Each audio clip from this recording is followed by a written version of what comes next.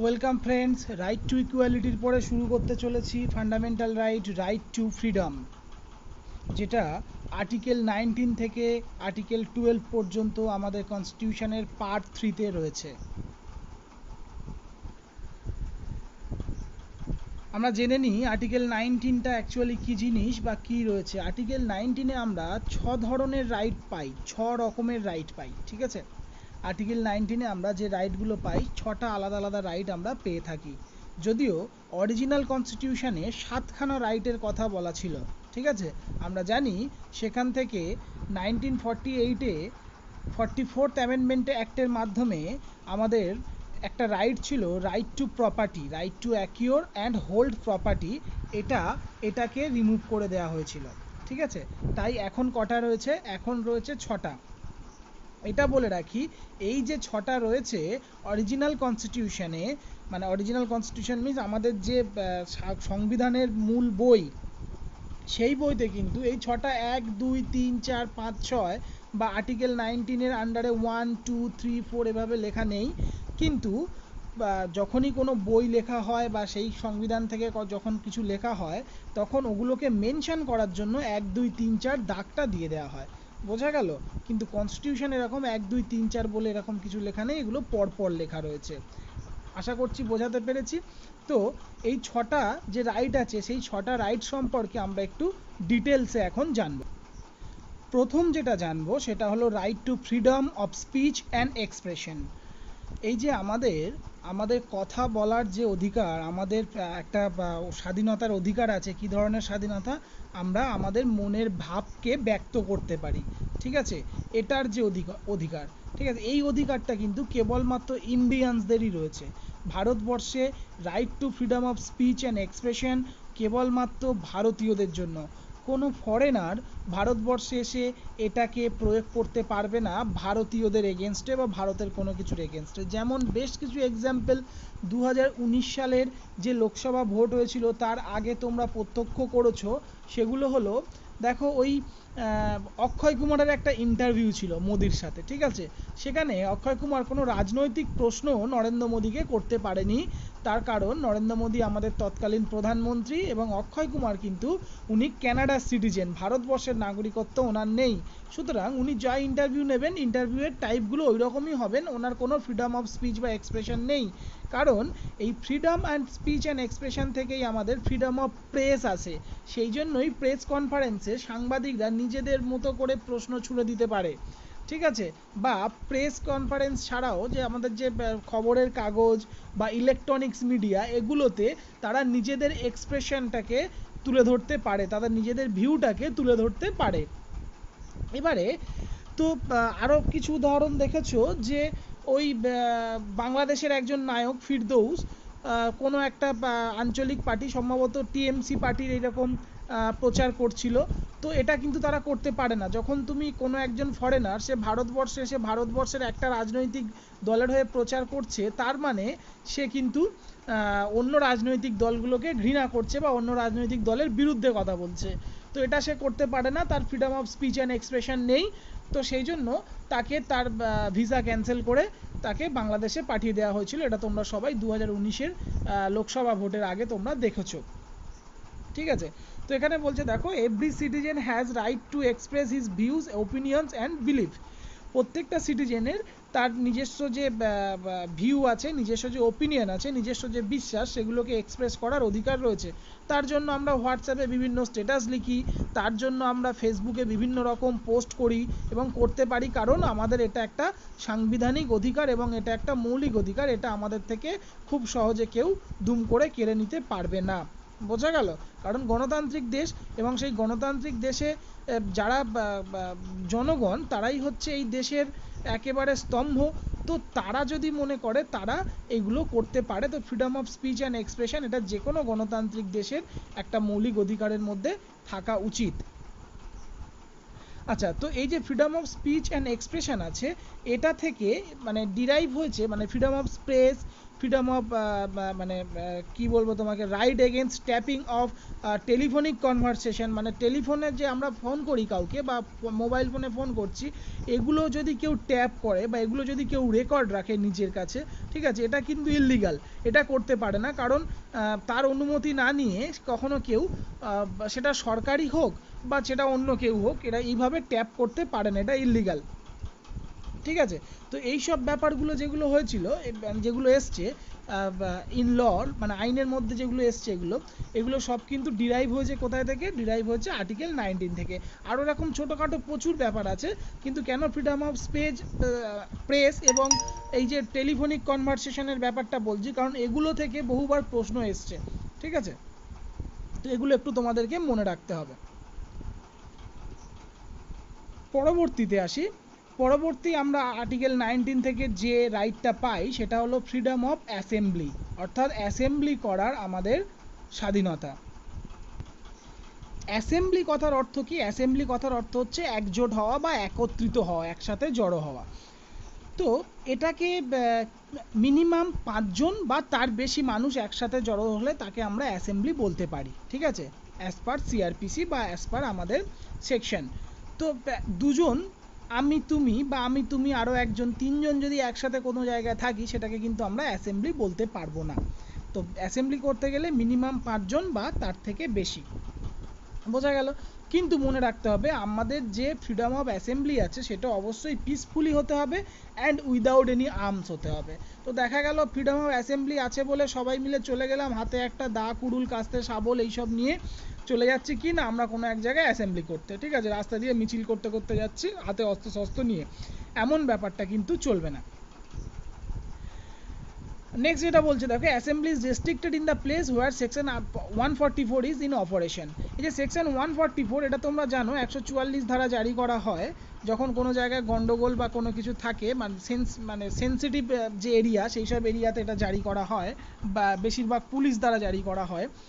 তো এখানে যেখানে 144 ধারা জারি করা আছে এই রকম জায়গায় কিন্তু এই রাইটটা পাওয়া যাবে না। 144 ধারা চলছে সেরকম জায়গাতে গিয়ে কিন্তু ফ্রিডম অফ অ্যাসেম্বলি আছে বলে আমরা বেশ কিছু লোক গিয়ে একত্রিত হব, সেটা পিসফুলি হতে পারে বা উইদাউট আর্মস হতে পারে, সেটা কিন্তু করা যাবে না। এছাড়াও এটা বলা আছে যে অ্যাসেম্বলি যদি পিসফুল না হয় বা অ্যাসেম্বলি থেকে যদি কোনো রকম ইললিগাল অ্যাক্টিভিটিস কমিট করা হয়, সেক্ষেত্রে কিন্তু তাদের এগেনস্টে সেকশন 141 অনুযায়ী কেস ধার্য করা হতে পারে। সেকশন 141 এটা তোমাদের পড়তে হয় না, এটা জাস্ট একটা অ্যাডিশনাল ইনফরমেশন জানিয়ে রাখলাম। এই যে সেকশনগুলো এগুলো সিআরপিসি সেকশন, মানে ক্রিমিনাল প্রসিডিওর কোড, ঠিক আছে। তো সেটা কি হবে, 141-এ সেটা ক্রিমিনাল অ্যাক্টের মধ্যে পড়ে যাবে যদি অ্যাসেম্বলি পিসফুল না হয়। দেখা গেল অ্যাসেম্বলি করার অধিকার দিয়েছে বলে 20-25 জন মিলে গিয়ে একজনের বাড়িতে ভাঙচুর করলো, ঠিক আছে, তো সেটা বললো আমাদের ফ্রিডম অফ অ্যাসেম্বলি না, সেটা কিন্তু আমাদের আন্ডার সেকশন 141-এর আন্ডারে কি হয়ে যাবে, একটা ক্রিমিনাল অ্যাক্টের মধ্যে পড়ে যাবে। নেক্সট আসি, ফ্রিডম অফ অ্যাসোসিয়েশন। যে ফ্রিডম অফ অ্যাসোসিয়েশন কথার অর্থ হচ্ছে জানো একত্রিত, এটাও একত্রিত হওয়া বা এটা একটা সমিতি, গোষ্ঠী, এই ধরনের জিনিসপত্র তৈরি করা। তো এটা করার অধিকার কিন্তু প্রত্যেকটা মানুষের রয়েছে ভারতবর্ষে, ঠিক আছে। We have the right, first লাইনটা দেখো, we have the right to form association or unions, ঠিক আছে, আমাদের অ্যাসোসিয়েশন বা ইউনিয়ন গঠনের অধিকার আমাদের প্রত্যেকেরই আছে, ঠিক আছে। এবারে এই যে অ্যাসোসিয়েশন বা ইউনিয়ন গড়ার অধিকার, এখান থেকেই এসছে পলিটিক্যাল পার্টি তৈরি করার যে অধিকার, ঠিক আছে। ট্রেড ইউনিয়ন থাকে বিভিন্ন কোম্পানিতে, শ্রমিক যারা থাকে তারা সবাই একসাথে ইউনিয়ন তৈরি করে, যেমন বিভিন্ন রাজনৈতিক দলের ট্রেড ইউনিয়ন রয়েছে। তো সেই trade union, club, societies or any legal organisation, যে কোনো লিগাল অর্গানাইজেশন, এগুলো আমাদের করার মতো কি রয়েছে, করার মতো অধিকার কিন্তু রয়েছে, যেটা মৌলিক অধিকার হিসেবে আমাদের পার্ট 3-র মধ্যে আর্টিকেল 19 থেকে আমরা পেয়ে থাকি। তো এবার কি বলছে, আমাদের তো ইউনিয়ন করার বা ক্লাব তৈরি করার বা যে কোনো লিগাল অর্গানাইজেশন তৈরি করার অধিকার রয়েছে, কিন্তু এর সাথে সাথে এখানে একটা নেগেটিভ রাইটের কথাও বলা হয়েছে। সেটা হলো আমরা যদি মনে করি তাহলে যে কোনো রকম অ্যাসোসিয়েশন বা ইউনিয়ন থেকে আমরা ডিটাচও থাকতে পারি। আমরা মনে করলে যে ইউনিয়ন বা অ্যাসোসিয়েশনে থাকতেই হবে এমন কোনো ব্যাপার না, কেউ যদি মনে করে সেখান থেকে ডিটাচ থাকতে পারে। যেমন কলকাতা পুলিশেরও একটা কলকাতা পুলিশ অ্যাসোসিয়েশন বলে একটা অ্যাসোসিয়েশন আছে, যেখানে কলকাতা পুলিশের কর্মচারীরা সবাই মিলিতভাবে একটা অ্যাসোসিয়েশন, তো সেখানে তারা কলকাতা পুলিশের কর্মচারীদের বিভিন্ন সমস্যা সংক্রান্ত ব্যাপার স্যাপার তারা সবাই একসাথে দেখাশোনা করে। তো এবারে কেউ কলকাতা পুলিশে যদি চাকরি করে, সে যদি মনে করে যে এই অ্যাসোসিয়েশনে সে থাকবে না, থাকাটা কিন্তু বাধ্যতামূলক নয়। বোঝা গেল? এটাও কিন্তু একটা নেগেটিভ রাইট, এই আর্টিকেল 19 ফ্রিডম অফ অ্যাসোসিয়েশনের মধ্যে রয়েছে। চলে আসি আমাদের পরবর্তীতে, ফ্রিডম অফ মুভমেন্ট। এই যে ফ্রিডম অফ মুভমেন্ট মানে ফ্রিলি ঘোরা চলাফেরা করা বা মুভ ফ্রিলি বলতে পারি, ঠিক আছে। All citizens have right to move freely through out the territory of India. আমি একজন ভারতের নাগরিক, আমার অধিকার আছে ভারতবর্ষের যে কোনো জায়গায় আমি যেতে পারি, যদি সেটা রেস্ট্রিক্টেড জোন বা রেস্ট্রিক্টেড এরিয়া না হয়, ঠিক আছে। ভারতবর্ষের কিছু কিছু রাজ্য আছে যেখানে যেগুলো কিন্তু রেস্ট্রিক্টেড জোন হিসেবে ধরা হয়, কিছু কিছু এলাকা বা কিছু কিছু রাজ্য আছে যেখানে যেতে গেলে ইন্টারস্টেট পারমিটেরও দরকার হয়। বোঝা গেল? দুম করে যাওয়া যায় না। আচ্ছা, তো এবারে সেই সব জায়গাগুলো ছাড়া বাকি সব জায়গায় আমরা ফ্রিলি ঘুরতে পারি, ঠিক আছে। এবারে কি বলছে, বর্তমান করোনা পরিস্থিতিতে লকডাউন সরকার ঘোষণা করছে কেন? তাহলে স্যার আমাদের তো ফ্রিডম অফ মুভমেন্ট আছে, ফ্রিলি যেখানে খুশি ঘুরতে পারি, তাহলে লকডাউনে বাড়ি থেকে বেরোতে দেবে না বলছে কেন? এখানে বলা আছে খুব স্পষ্ট করে, পরবর্তী লাইনটা দেখো, freedom of movement can be restricted on the ground of public health in the interest of public morals, ঠিক আছে। এই পাবলিক হেলথ বা ইন্টারেস্ট অফ পাবলিক মোরাল, এই সব ক্ষেত্রে কিন্তু ফ্রিডম অফ মুভমেন্টটাকে আটকে দিতে পারে পাবলিক হেলথের ইন্টারেস্টে। বোঝা গেল? কে আটকাতে পারে? গভর্নমেন্ট আটকাতে পারে বা কোর্ট আটকাতে পারে। সুপ্রিম কোর্ট বা কোনো জায়গায় হাইকোর্ট রায় দিয়ে দিল যে এই জায়গাটা এই জায়গার মানুষগুলোর ফ্রিডম অফ মুভমেন্ট রেস্ট্রিক্ট করে দেওয়া হবে, সেটা কোর্ট থেকেও করতে পারে বা গভর্নমেন্ট থেকেও করতে পারে, যদি সেখানে পাবলিক হেলথ ইন্টারেস্ট বা পাবলিক মোরাল ইন্টারেস্ট থেকে থাকে। বোঝা গেল? এবারে অ্যাকচুয়াল ফ্রিডম অফ মুভমেন্ট হচ্ছে টু টাইপস। কি কি? একটা হচ্ছে আমাদের দেশের মধ্যে ইনসাইড আওয়ার কান্ট্রি, আমাদের দেশের মধ্যে যেখানে খুশি আমরা ঘুরতে পারি, আর একটা হচ্ছে দেশের বাইরে যেতে পারি ঘুরতে এবং আবার দেশে ফিরে আসার যে অধিকার। এই দুটো অধিকার, ঠিক আছে। একটা অধিকার কি? দেশের মধ্যে ফ্রিলি ঘুরে বেড়ানোর অধিকার, আর একটা দেশের বাইরে যাওয়া এবং আবার দেশের মধ্যে ফিরে আসার আমাদের যে অধিকার। এখানে আর্টিকেল 19 থেকে কেবলমাত্র আমরা মানে এখানে যে 1 নম্বর অধিকারটা রয়েছে, অর্থাৎ আমাদের যে দেশের মধ্যে ফ্রিলি ঘুরতে পারবো, মুভ ইনসাইড দ্য কান্ট্রি, এটা কিন্তু আর্টিকেল 19 দ্বারা সিকিউর করা হয়। এবং এই নাম্বার 2টা কোনটা দিয়ে সিকিউর করা হয়? 21 দিয়ে। সেটা আমরা পরবর্তীতে পড়বো, ঠিক আছে। তাহলে বোঝা গেল ফ্রিডম অফ মুভমেন্ট বলতে আমরা কি বুঝি। চলে আসি আমরা পরবর্তী রাইট বা পরবর্তী ফান্ডামেন্টাল রাইটে, যেটা আর্টিকেল 19 মধ্যে থেকে পাই, সেটা হলো freedom of residence and settlement. তো রেসিডেন্ট এবং সেটেলমেন্ট এখানে বলছে, দেখো, every citizen has the right to reside and settle in any part of the country. তো আমাদের ভারতবর্ষের নাগরিক যদি আমরা হয়ে থাকি, তাহলে আমরা ভারতবর্ষের যে কোনো পার্টে আর্টিকেল 19 মধ্যে যেটা ফ্রিডম অফ রেসিডেন্স অ্যান্ড সেটেলমেন্টের কথা বলা আছে, সেই অনুযায়ী বলছে যে তাহলে আমরা ভারতবর্ষের যে কোনো পার্টে, যে কোনো পার্টে গিয়ে আমরা রেসিডেন্ট বা সেটেলমেন্ট করতে পারি। এবার রিসাইড কথার একটা অর্থ আছে, রেসিডেন্ট মানে হচ্ছে সেখানে টেম্পোরারি থাকা, মানে কোনো জায়গায় টেম্পোরারি গিয়ে থাকতে পারি, চাকরির সুবাদে, কাজের সুবাদে স্টে টেম্পোরারিলি, সেখানে গিয়ে টেম্পোরারিলি আমরা থাকতে পারি। বোঝা গেল? আর সেটেলমেন্ট মানে হচ্ছে মানে সেখানে আমরা বাড়ি তৈরি করে বা ঘর তৈরি করে বা একেবারে বসতি স্থাপন করে সেখানকার স্থায়ী বাসিন্দা হয়ে যেতে পারি। এই অধিকার আমার আছে। এবারে তোমাদের বাড়ি কারুর কলকাতায়, কেউ যদি মনে করো যে টাকা দিয়ে ব্যাঙ্গালোরে একটা ফ্ল্যাট কিনবে, অবশ্যই কিনতে পারো। কিন্তু কেউ যদি মনে করো যে আমার বাড়ি তো ভাই দক্ষিণ 24 পরগনায়, আমি গিয়ে একটু ওই ঝাড়গ্রামে বাড়ি কিনতে চাই, ঠিক আছে, তো বা ঝাড়গ্রামে গিয়ে বাড়ি করতে চাই, সেখানে কিন্তু করা যাবে না। তার কারণ হচ্ছে এখানে বলা আছে, আমাদের সংবিধানে বলা আছে যে আমরা কেউ মানে কোনো আউটসাইডার্সরা কোনো ট্রাইবাল এরিয়াতে গিয়ে সেখানে ট্রাইবালদের জায়গা জমি কিনে, মানে এসটি যারা আছে শিডিউল ট্রাইব, সেই শিডিউল ট্রাইব বা ট্রাইবালদের জায়গা জমি কিনে সেখানে বসবাস করতে পারবে না। এবারে এই ট্রাইবাল এরিয়াগুলো বিভিন্ন জায়গায় ভাগ করা আছে। শিডিউল 5 এবং শিডিউল 6-এ আমরা যে ট্রাইবাল এরিয়াগুলোর কথা জানতে পারি শিডিউল 5 এবং শিডিউল 6 থেকে, সেই সব জায়গাতে কিন্তু আমরা জায়গা জমি কিনতে পারবো না। যেমন পশ্চিমবঙ্গে আছে দার্জিলিং, পশ্চিমবঙ্গে আছে ঝাড়গ্রাম, তারপরে আসামের বেশ কিছু জায়গা, অরুণাচল প্রদেশ, এই পুরো স্টেটটা, ঠিক আছে, এখানে কিন্তু আমরা গিয়ে কি করতে পারবো না, সেটেলমেন্ট করতে পারবো না। বোঝা গেল? তো বাকি সব জায়গাতে যেগুলো এরকম রেস্ট্রিকশন করা আছে ট্রাইবালদের জন্য, বাকি সমস্ত জায়গাতে কিন্তু আমরা সেটেলমেন্ট বা রেসিডেন্স করতে মানে স্থাপন করতে পারি। বোঝা গেল? এটা আমাদের বলছে আর্টিকেল 19-এ। আর্টিকেল 19-এর একেবারে লাস্ট যেটা, সেটা কি বলছে?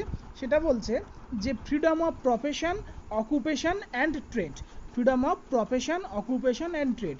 যে প্রফেশন আর অকুপেশনের মধ্যে পার্থক্য হচ্ছে, প্রফেশন যেটা আমি নিজের ইচ্ছাতে নিজের মতো করে করি, ঠিক আছে, মানে সৌরভ গাঙ্গুলি ক্রিকেট খেলে, ওটা তার প্রফেশন, ঠিক আছে। তো এবারে অকুপেশন হচ্ছে যেটা জন্মসূত্রে পাওয়া, মানে আমার বাবার একটা দোকান ছিল, সেই দোকানটা আমি চালাই পরে, তো সেটা হবে আমার অকুপেশন। আর ট্রেড মানে তো ব্যবসা, সেটা তোমরা সকলেই জানো। বোঝা গেল? তো কি বলছে? To practise any profession or to carry on any occupation, trade or business, ঠিক আছে। তো এটা আমাদের কি অধিকার দিচ্ছে? যে কোনো প্রফেশন প্র্যাকটিস করার অধিকার দিচ্ছে। টু ক্যারি এনি অকুপেশন, যে কোনো অকুপেশন সেটাকে আমরা ক্যারি করতে পারি, আর যে কোনো ট্রেড বা বিজনেস সেটাকে আমরা ক্যারি করতে পারি। এবারে কি বলছে? The state can impose reasonable restrictions on the exercise of this right in the interest of the general public. State যদি মনে করে তাহলে কিন্তু এই রাইটের ওপরে কিছু রিজনেবল রেস্ট্রিকশন করতে পারে। যেমন যদি প্র্যাকটিস অফ এনি প্রফেশন মানে ডাক্তার, এবারে ডাক্তার হতে গেলে তো ডাক্তারই একটা প্রফেশন, ডাক্তার হতে গেলে এবারে আমাকে তো আগে মেডিকেলের স্টুডেন্ট হতে হবে, তো সেখান থেকে এমবিবিএস বা মেডিকেল পাস করতে হবে, তারপরে আমি সেখান থেকে ডাক্তার হতে পারি। সরকার থেকে আমাকে ডাক্তার হওয়ার জন্য একটা ছাড়পত্র দেবে, বা ইঞ্জিনিয়ার হতে গেলে। তো আমার ফ্রিডম অফ প্রফেশন আছে বলে আমি আর্টস নিয়ে পড়েছি, পলিটিক্যাল সায়েন্স নিয়ে পড়েছি, পড়ে দেখা গেল আমি ডাক্তার হয়ে গেলাম। আমি একটা চেম্বার খুলে বসে গেলাম, 4-5টা ওষুধের নাম জানি, সেই ওষুধগুলো যে আসবে, জ্বরের জন্য যে আসবে তাকে ক্যালপল দিয়ে দেবো, এরকম ব্যাপার। তো এবারে ব্যাপারটা আমাকে কি অনুমতি দেবে? স্টেট তো অনুমতি দেবে না, স্টেট এখানে রেস্ট্রিকশন করে দেবে ব্যাপারটাকে। বোঝা গেল? এবারে অকুপেশনের ক্ষেত্রেও ঠিক একই ব্যাপার। যেমন যে ডাক্তার, তো সে বলবে আমার বাবা ডাক্তার ছিল সুতরাং আমি ডাক্তার হয়েছি, এইভাবে তো ডাক্তার হওয়া যায় না।